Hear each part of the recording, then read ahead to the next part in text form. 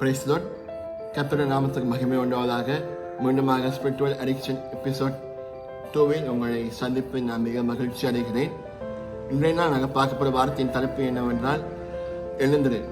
நாங்கள் பார்ப்போம் யோவான் புஸ்தகம் 5ஆம் அதிகாரம் 6 வசனங்கள் பார்த்தோம் என்றால், இந்த இடத்துல இயேசு கிறிஸ்துவானவர் தான் செய்கின்ற ஒரு அற்புதமான சம்பவத்தை தான் இந்த இடத்துல நாங்கள் பார்க்கிறோம். அது என்னவென்றால், இயேசு கிறிஸ்து தனது ஊழிய நாட்களிலே யூதர்கள் தங்கள் பண்டிகையை கொண்டாடுவதற்காக எருசலேம் நகரத்திலே ஒன்று கூடுவார்கள். எருசலேம் நகரமானது பல வாசல்களால் கொண்டமைக்கப்பட்ட ஒரு நகரமாக காணப்பட்டது.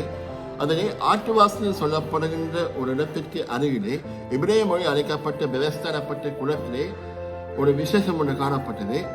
அது என்ன, தேவதூதன் ஒரு அந்த இடத்துல இறங்கி வந்து அந்த தண்ணீரை கலக்கும் போது எருசலேம் நகரத்திலிருந்த வியாதிஸ்தர்கள் யார் அந்த தண்ணீர் கலக்கும் போது யார் முன்பு இறங்குகிறார்களோ அவர் சுகத்தை பெறுவார்கள் என்று ஒரு பாரம்பரியமான முறை ஒன்று காணப்பட்டது. இப்படிப்பட்ட நேரத்தில் அந்த படுக்கையா இந்த மனுஷன் தனது வியாதியின் நிமித்தமாக எழுந்து நிற்க முடியாமல், எழுந்து செல்ல முடியாமல் ஒரு அவல நிலைக்கு ஒரு வியாதியாக காணப்பட்டிருந்தார். இப்படிப்பட்ட நேரத்தில் ஆண்டவர் அந்த இடத்துல வருகிறார். வந்த பின்பு அவனை பார்த்து வெகு காலமாய் வியாதிஸ்தன் நடந்து கொள்ளுகிறார். இந்த இடத்துல நாங்கள் பார்க்க வேண்டிய முக்கியமான விடயம் இதுதான். எங்களுடைய வாழ்க்கையில் அநேக பிரச்சனைகள், போராட்டங்கள், பலவிதமான துன்பங்கள் எங்கள் வாழ்க்கையில் இருக்கலாம். ஆனால் அவை எல்லாவற்றையும் தேவன் அவர் அறிகின்றவராக இருக்கிறார், அதை அறிந்து கொண்டவராக இருக்கிறார். ஆகவே நாங்கள் கலங்கத்தவில்லை, சோர்ந்து போகத்தவில்லை. ஏனென்றால் தேவன் எங்களுடைய பிரச்சனைகள் எல்லாவற்றையும் அறிந்திருக்கிறார். அதன் பின்பதாக ஆண்டவர் அவனை பார்த்து கேட்கிறார், நீ சொஸ்தமாக வேண்டும் என்று விரும்புகிறார் என கேட்கிறார். இன்னைக்கு எத்தனை பேர் விருப்பமாக இருக்கீங்க? முதலாவது, எங்களுடைய வாழ்க்கையில எங்கள் பிரச்சனைக்கு விடுதலை வேண்டும், எனக்கு இந்த பிரச்சனை, இந்த சிறைப்பட்ட வாழ்க்கையில் எனக்கு ஒரு விடுதலை வேண்டும், எனக்கு இந்த வியாதியில் சுகம் வேண்டும் என்று எத்தனை பேர் உங்கள் உள்ளத்தின் ஆழத்திலே உங்கள் விருப்பமாக இருக்கீங்க?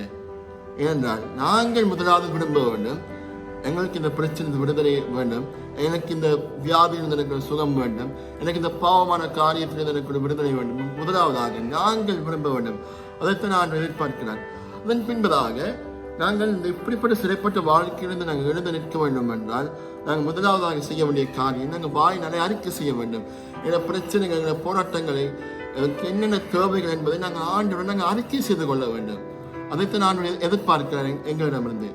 அதன் பின்பதாக நாங்கள் விசுவாசிக்க வேண்டும். அதாவது ஆண்டவர் எனக்கு இப்படிப்பட்ட துன்பத்தில் எனக்கு விடுதலை தருவார், எனக்கு எப்படிப்பட்ட போராட்டத்தில் நான் விடுதலை தருவார், ஆண்டவர் இந்த பாவத்தில் எனக்கு விடுதலை தருவார் என்பதை நாங்கள் முழுமையாக விசுவாசிக்க வேண்டும்.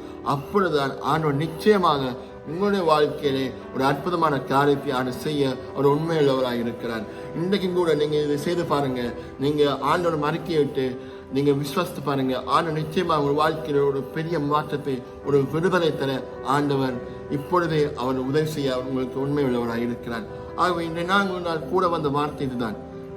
எங்களை சிறைப்பட்ட வாழ்க்கையிலிருந்து நாங்கள் எழுந்து நிற்க வேண்டும் என்றால் ஆண்டவரை நாங்கள் இப்படி நாங்கள் செய்ய வேண்டும்.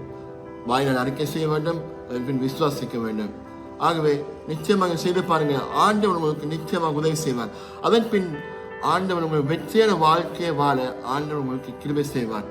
அதாவது நீங்க மறுபடியும் இந்த சிறைப்பட்ட வாழ்க்கை திரும்பி போகாதபடி ஆண்டவர் உங்களுக்கு நிச்சயமாக, அதாவது எங்களுக்கும் ஆண்டவருக்கும் இருக்கின்ற தனிப்பட்ட தொடர்பை நாங்கள் விருத்தி செய்யும்போது, அதாவது எங்கள் அதாவது கத்திர வார்த்தையை நாங்கள் கட்டப்பட்டிருக்கும் போது நாங்கள் மீண்டும் இந்த சிறைப்பட்ட படிக்கை நாங்கள் படுக்காதபடி ஆண்டவர் மேலும் மேலும் எங்கள் வாழ்க்கையை உயர்த்தி கொண்டு செல்வார். ஆகவே இந்த வார்த்தை எனக்கு பயனுள்ள ஆசீர்வாதமாக இருக்கும் என நான் நினைக்கிறேன். அவை முடிந்தவரை இந்த ஆசீர்வாதம் இருந்தால் உங்கள் நண்பர்களுடன் பகிர்ந்து கொள்ளுங்கள். கர்த்தர் தாமே உங்கள் ஆசீர்வதிப்பாராக. God bless you.